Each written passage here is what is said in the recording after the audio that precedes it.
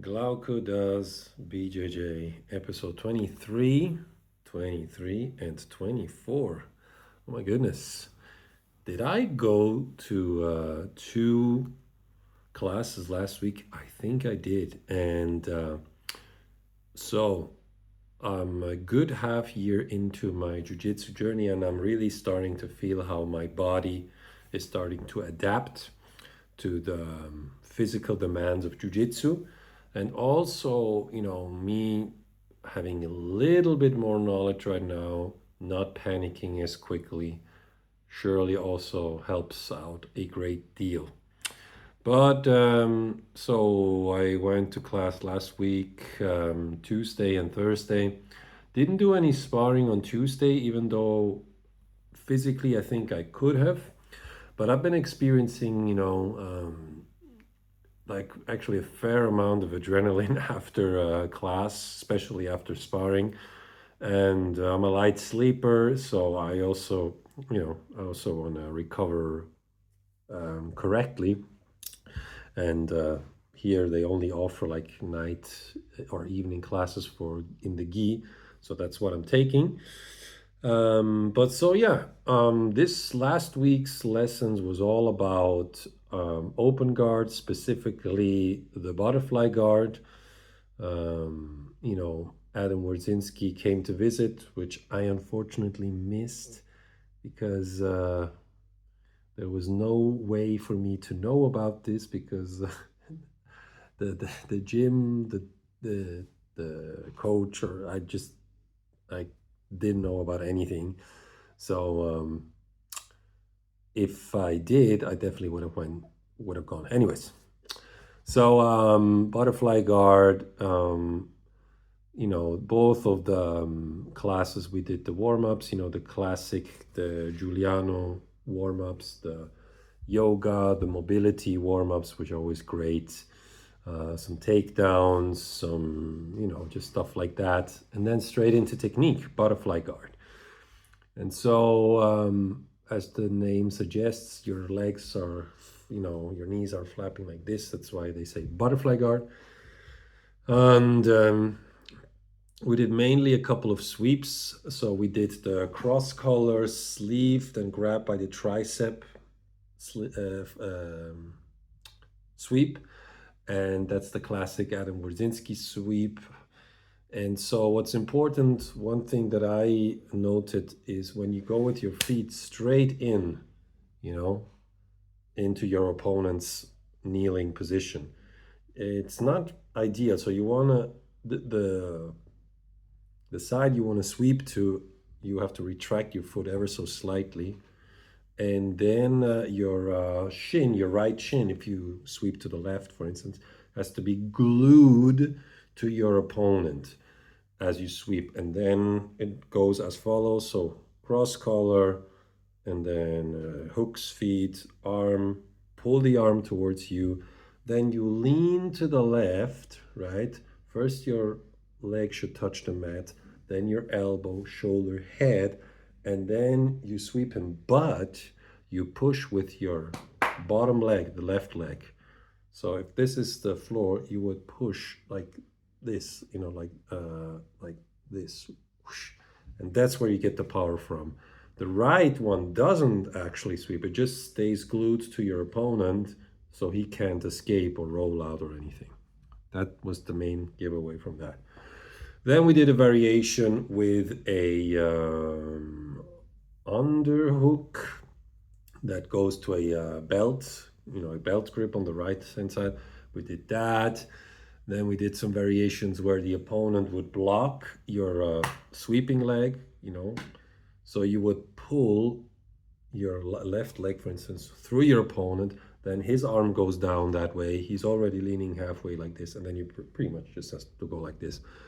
Those are the main takeaways from the class. We also did the variation where they, don't lean into you and then you go into a direct, like straight arm lock. But I just wasn't feeling that, and it just felt very wonky. And he said, beginner belts, you can just do the sweep. And so I tried it, and it was a 50-50. Like sometimes it worked and sometimes it didn't. And I think if he stays up and you post, then, you know, the rolling armbar, whatever. I'm not really into that. So, and then there was some sparring. So last week on Thursday, I sparred 3 rounds. First, it was a beginner, like like he visited like 3 classes beginner. We just, you know, kind of flow rolled, and I showed him some tricks. And then I think in the end, I got him with something. Ah, yeah, right. I got on his back somehow, and then I wanted to do the RNC, but of course they always block the hand. But then I reach in with my long ass thumb, grip, and then I do the gi choke. I love that. I've gotten so many with that choke actually. So yeah, and then lo and behold, the famous purple belts came around. I'm gonna try not to mention so many names so people don't get offended or hyped or anything. And he was actually somebody I looked up to a lot, and I really want to tell this story because it made me kind of feel weird, and it stuck with me somehow, even though it had a negative aftertaste. But yeah, anyways. So this purple belt, he's a native from not Switzerland. Uh, it doesn't really matter, but he's a really cool guy. We have lots of things in common, and he moved away. So he came back to train, but he had really strange energy about him that day. I don't know what it was. So I just didn't, you know, think anything of it. And, you know, we trained technique, not with him, but, you know, separate. And then he said, you want to roll around? And he said, have you been practicing? I'm like, yeah. I've been practicing in Italy and here and there. So we go into the roll. He was classically on the back, just waiting for me. And then he got me into a lasso guard. That's his favorite guard, the lasso guard. And I was just trying to, you know, to pass his guard. I'm still, you know, I don't want to say I'm winging it, but I'm still doing a lot of trial and error. And he was getting upset, like, oh no, you cannot let me have grips on you, blah, blah, blah, blah. And I'm like, okay, yeah, Jesus Christ. So he tapped me the first round. The second round was a little bit more competitive. You know, I was controlling him. I mean, I was on the bottom and controlling his leg, and he got me somehow. Then he was like, what did you learn from the first 2 rounds? I'm like, the grips stuff. And he's like, yeah, and also if I'm on top of you, you pulled me down. That's wrong. I'm like, okay, Jesus Christ, okay. So he was kind of in a like a old school Brazilian macho BJJ kind of mood. I'm like, okay, you know, you do you. Maybe I should have said something like, you know, is everything okay? There's like a strange energy. I've actually should have done that. But I was like, oh, higher belt, you know, if he wants to communicate like this, and so be it. Then on the third round I did with him, it was still all in the same 6 minutes. It was actually really competitive. And I think I almost, can't remember if I almost passed his guard or almost got his back, but it was definitely more competitive. And in the end, we just kind of shook hands, and that was that. And then, you know, we did a bit of chatting. Said, you know, I've been training in Italy, and people there actually roll a lot softer than here. And he didn't say anything. He didn't say, oh, you improved or nothing like that. And I mean, I felt like I improved, and that's what's important to me. I felt like that third time I rolled with him, I didn't let him get me as easily.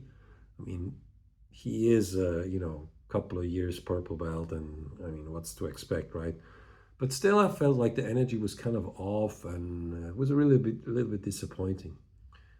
Anyways, then I did another sparring round with like you know, those guys, those you know, mid 40s type of dudes who just, you know, want to show the kids how it's done and never tap and whatever.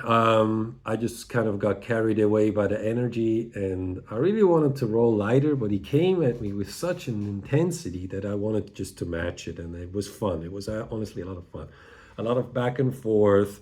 He was on top, then I was on top, then he was, then I was, and And then in the end, I got his back, and I uh, I got him in the same choke I like to do, the gi choke, and he would not tap. So I know for a fact that if I had gotten my arm deeper into the gi, then I think I could have tapped him, but maybe he was just having some ego problem also. Then I was choking like this. He went, no, actually, he went like this when I had him in a body lock and just squeezed my fucking legs, and I just crushed this motherfucker. Usually, I'm not like this, but I think I got a little bit, salty over him not wanting to roll with me before. He was like, "Oh, you're too tall." Like, okay, you can talk to me also like a normal human being. I'm not a goat or it doesn't really matter anyways. But so that was the third round of sparring. And then I did some stretching, and that purple belt was still there, but talking to the black belt. And he just, didn't even, usually he's very friendly with everyone, but there he didn't even like acknowledge my presence. I was stretching, just trying to be a part of the conversation. But, you know, I actually wrote it down in my journal as well. And everybody's got a weird day or maybe doesn't feel up to snuff. I think that's normal. And I'm not going to judge him over that. He did show me some cool stuff, and he was a higher belt that willingly rolled with me. And I always learned a lot from him. So I'm not going to bask in any negativity here. And one thing that I did take from those rounds with him was the grip fighting is really, really important. And I can't let him get both of my sleeves and I'm on my knees and he's got, legs. He's gonna go for that stupid lasso thing. So I have to go like this and get rid of the grips and get some grips myself and some inside position before, I try to do anything else if he's seeking those grips. So that's the big takeaway from that. But I know it's more of an advanced concept. If I'm going to fight like my same level belts, even maybe early blue belts, they're not going to think so much like that. But it's something that I'm going to keep in the back of my mind. And so far, butterfly guard was feeling quite natural. So yeah, I think that was pretty much it. Take care. I'm going to class tomorrow for the last Swiss class, and then I'll be heading down to Italy for 3 weeks to train with Trab. Looking forward. Ciao, ciao.